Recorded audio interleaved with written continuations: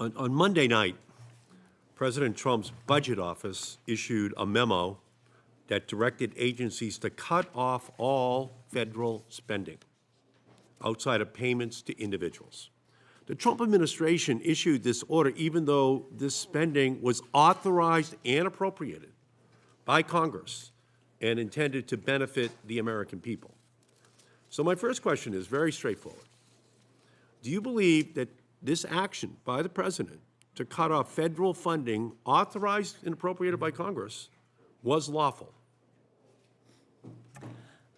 Senator, I disagree with the premise of your question because the money was certainly, with regard to the agencies, discretionary in many cases, but I fully agree with President Trump's decision to stop wasteful spending. It resulted in a landslide victory that many Americans were waiting for relief against excessive government spending that has skyrocketed inflation in this country. He froze all programs. He did not freeze programs that had waste, fraud, and abuse. He froze all programs. Do you think that's lawful, that he can freeze all programs? With all due respect, I completely disagree. Not all programs were frozen at all. He specifically, in the OMB, called out programs related to illegal DEI programs and programs that effectively linked to the Green New Deal that picks winners and losers. And so I think Americans breathed a sigh of relief when they saw that the waste, fraud, and abuse is going to get out of this government. It's going to No, wait a minute. speak. No. On the next day, OMB did put out a statement saying funds for small businesses are not subject to the order. So he did not single out of these programs initially. They were under this cloud of freezing all programs. It had to be clarified.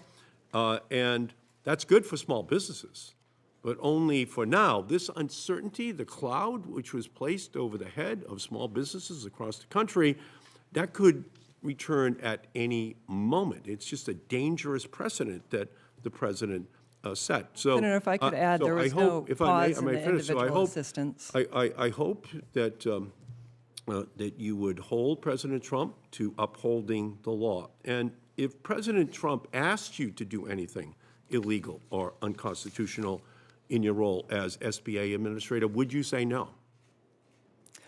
Ranking Member Markey, the President is not going to ask me to do that. I'm not going to create a hypothetical situation here. I will faithfully uphold the law, and President Trump is fighting for Americans. The President to get has back. already acted illegally twice in the last 5 days. He fired the inspectors general. That was illegal under the law. No. He froze all funding on Monday night.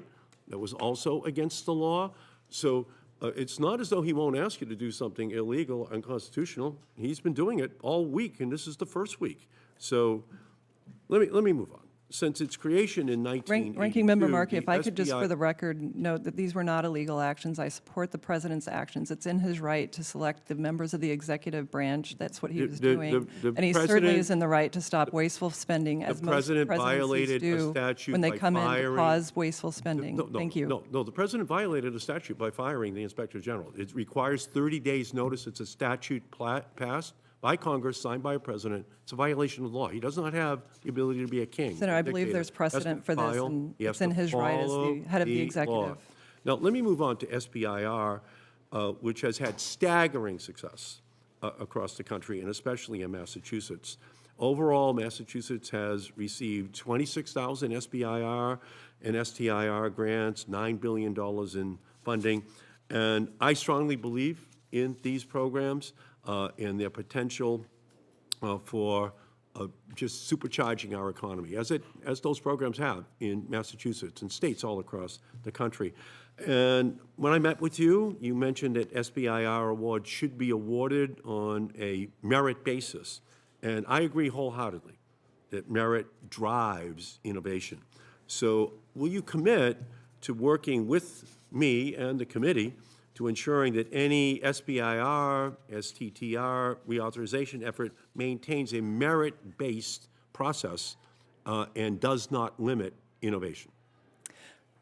Absolutely, Ranking Member Markey. If I have the honor of being confirmed, I will look forward to working with you, and I know we have a lot of common ground in support of small businesses, particularly the SBIR. And for those watching, it's the Small Business Innovation Research Program that allows the United States to be at the forefront of technological, biomedical, and other types of national security related technology, research, and innovation that is so important to this country.